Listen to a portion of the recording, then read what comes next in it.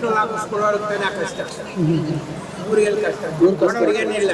ಇವರು ಅಧಿಕಾರದಲ್ಲಿರೋದಕ್ಕೆ ಹೆಂಗೆ ಬೇಕೋ ನಾನು ಮಾಡ್ಕೊಂಡಿದ್ದಾರೆ. ಏನು ಪುಕ್ಸಟ ಸ್ಕೀಮ್ ಅಲ್ಲಿ ಬಂದವರು, ಇಲ್ಲಾಂದ್ರೆ ಅವ್ರ ಅಪ್ರಾಣಿಯನ್ನು ಗೊತ್ತಿಲ್ಲ.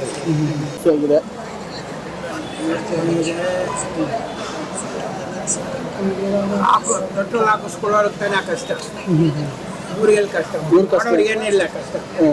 ತುಂಬ ಉಪಯೋಗ ಪಡ್ಕೊಳ್ತಾರಲ್ಲ ಅವರು ಕಷ್ಟ. ಎಲ್ಲಿಂದ ಬರುತ್ತೆ? ಇನ್ನೊಂದು ರೂಪಾಯಿನೂ ಕಷ್ಟ ಇರುತ್ತಲ್ಲ. ಗೌರ್ಮೆಂಟು ಆಲೋಚನೆ ಮಾಡಬೇಕು ಪ್ರತಿಯೊಂದು. ಇವರು ಅಧಿಕಾರದಲ್ಲಿರೋದಕ್ಕೆ ಇವ್ರಿಗೆ ಹೆಂಗೆ ಬೇಕೋ ನಾನು ಮಾಡ್ಕೊಂಡು ಹೋದರೆ ಏನು ಪ್ರಯೋಜನ? ಏನೋ ಒಳ್ಳೇದಕ್ಕೆ ನಾವು ಉಪಯೋಗಿಸ್ತಾರ, ಡೆವಲಪ್ಮೆಂಟ್ ಏನಾರು ಉಪಯೋಗಿಸ್ತಾರ, ಅದು ಜಾಸ್ತಿ ಮಾಡೋದು ಇಲ್ಲ. ಯಾವನ್ನೇ ಅವ್ರಿಗೆ ಪುಕ್ಸಟೆ ಕೊಟ್ಕೊಂಡು ಬಂದರೆ ಟ್ಯಾಕ್ಸ್ ಕೊಟ್ಟವರು ಮತ್ತು ಇದಕ್ಕೆಲ್ಲ ಜಾಸ್ತಿ ಕೊಡೋರಿಗೆ ಅದಕ್ಕೆ ಮನೆ ದುಡ್ಡಿಗೆ ಏನು ವ್ಯಾಲ್ಯೂ ಇದೆ? ಏನೋ ಮಾಡಬೇಕಾದ ಆಲೋಚನೆ ಮಾಡಿ ಮಾಡಬೇಕು ಸರ್. ಈ ನಿಟ್ಟಿನಲ್ಲಿ ಕಾಂಗ್ರೆಸ್ ಸರ್ಕಾರ ಒಂದು ವರ್ಷ ಪೂರೈಸಿದೆಯಲ್ಲ, ಅವ್ರು ಏನು ಮಾಡಬೇಕು ಮುಂದೆ? ನೋಡ್ರಿ, ಏನು ಮಾಡೋಕ್ಕೂ ಇವ್ರ ಹತ್ರ ಏನೂ ಇಲ್ಲ. ದುಡ್ಡಿದೆ ತಾನೇ, ಒಳ್ಳೆ ರೀತಿಯಲ್ಲಿ ಕಲೆಕ್ಟ್ ಮಾಡಿದ್ರೆ ಒಳ್ಳೆದಕ್ಕೆ ಏನಾದ್ರು ಉಪಯೋಗ ಮಾಡಿದರೆ, ಇನ್ಕಮ್ ಬರೋದಕ್ಕೆ ಮಾಡಿದರೆ ಅವ್ರಿಗೆ ಅನುಕೂಲ ಆಗಿರೋದು. ಅದರಿಂದ ಇನ್ಕಮ್ ಬಂದಿರೋದು.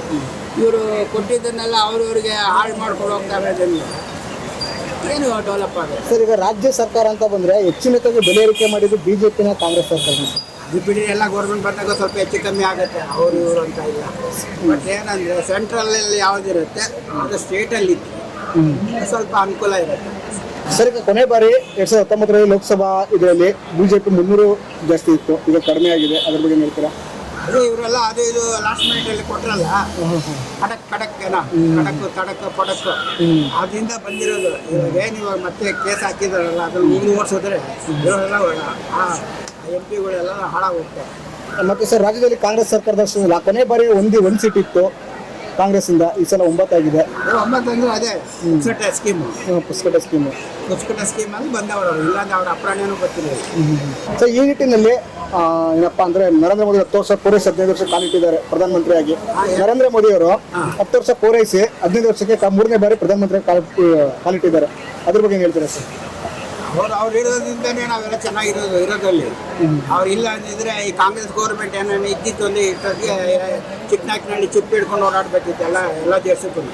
ಅವ್ರು ಇದ್ದಾಗೆಲ್ಲ ಅದೇ ಮಾಡ್ತಾ ಇದ್ದಿದ್ದು. ಅವರು ಅಲ್ಲಿಂದ ಲೋನ್ ತೊಗೊಂಬರೋದು, ಇವ್ರು ಡಿವೈಡ್ ಮಾಡ್ಕೊಳ್ಳೋದು, ಸ್ವಲ್ಪ ಜನಗಳಿಗೆ ತೋರಿಸ್ಬಿಟ್ಟು ಒಂದಿಷ್ಟು ಹಾಕ್ಬಿಡೋದು.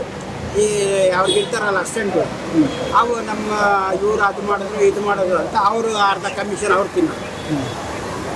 ಅದು ಮೋದಿ ಬಂದ ಮೇಲೆ ಸ್ವಲ್ಪ ನಮ್ಮ ದೇಶನೂ ಸ್ವಲ್ಪ ಇಂಪ್ರೂವ್ ಆಗಿದೆ. ಪ್ರಪಂಚದಲ್ಲಿ ಭಿಕ್ಷೆಗೆ ಬರ್ತಿದ್ದವರು ಇವತ್ತು ಬೇರೆಯವರಿಗೆ ಅನ್ನದಾನದ ಮಾಡೋ ಥರ ಇದ್ದಾರೆ. ಹೆಚ್ಚಿನ ವಿಡಿಯೋಗಳಿಗೆ ಪ್ರತಿಧ್ವನಿ ಯೂಟ್ಯೂಬ್ ಚಾನೆಲ್ ಸಬ್ಸ್ಕ್ರೈಬ್ ಮಾಡಿ, ಬೆಲ್ ಐಕಾನ್ ಕ್ಲಿಕ್ ಮಾಡಿ.